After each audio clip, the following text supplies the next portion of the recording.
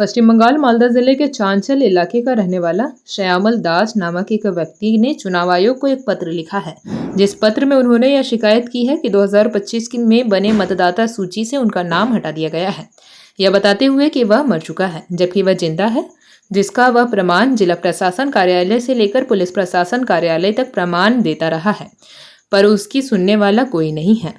उसका यह भी कहना है कि उसका 2024 तक मतदाता सूची से नाम था, उसमें मतदान भी किया है, पर उसको पता चला कि 2025 के मतदाता सूची में उनका नाम हट चुका है, वो भी उसको मृत बताकर, जिसको लेकर वह खुद को जिंदा होने और दोबारा मतदाता सूची में अपना नाम चढ़वाने की अपील कर रहा है। इलाके में घटी इस घटना को लेकर अब चर्चा का विषय बना हुआ है कि आखिरकार किस वजह से इतना बड़ा भूल हुआ।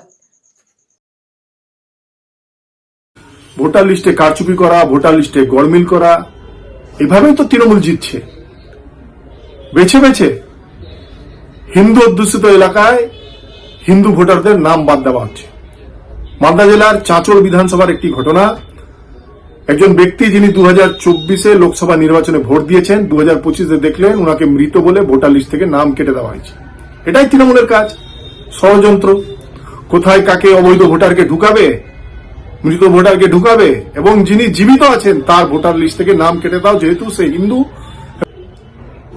এটাই তো তৃণমূলের কাজ। রাজনৈতিকভাবে তারা লড়াই করে জিততে পারে। আমাদের সেন্ট্রাল গভর্নমেন্ট যে তড়িঘড়ি করে যে এসআইআর করতে চলেছে এবং যেটা গত কালকে আমাদের সম্মানীয় অধিনায়ক সর্বভারতীয় তৃণমূল কংগ্রেসের সাধারণ সম্পাদক অভিষেক ব্যানার্জি যে বক্তব্যগুলো দিয়েছেন প্রেসমিট করে, তার বাস্তবায়ন হতে চলেছে এবং যার বিরুদ্ধে বলেছে তার প্রমাণ আমরা পেয়ে যাচ্ছি। আজকে আমরা দেখছি যে আমাদের চাঁচল 1 ব্লকের থানাপাড়া বুথ তথা 230 নম্বর বুথের যে আমাদের একজন শ্যামল দাস, বাবার নাম হচ্ছে নীরেন দাস, তাকে ডিলিট করা হয়েছে ভোটার তালিকা থেকে। লোকটি 2014 সালে ওনাদেরই সাংসদ বিজেপির খগন মুর্মুকে নির্বাচিত করেছেন হয়তো, ঠিক আছে, বা সেই ভোট চলাকালীন ওনার ভোট ছিল। কি করে 2025-এ ওনার ভোট ডিলিট হয়ে যায়? তাহলে গোটা যে ফেক কাজ চলছে এটা আমরা বুঝতে পারছি।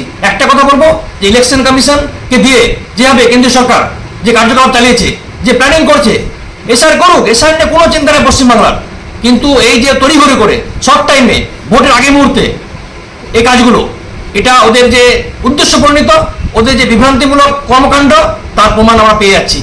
আমরা ওদের ছিটে কথা বলবো না, আমরা দলীয় হবে সঠিক জায়গাতে এটা এগেনস্টে আমরা কোর্টে যাব। থেকে নাম কেটে গেছে। আচ্ছা, কিভাবে জানতে পারলেন? আমি 3-4 দিন আগে আমাদের পাড়ার একজন আছে দেখে বললো তোমার 25-এ নাম নাই। আপনি ভোট দিয়েছেন? হ্যাঁ, 24-এ ভোট দিয়েছি। তখন নাম কি দেখাচ্ছিল?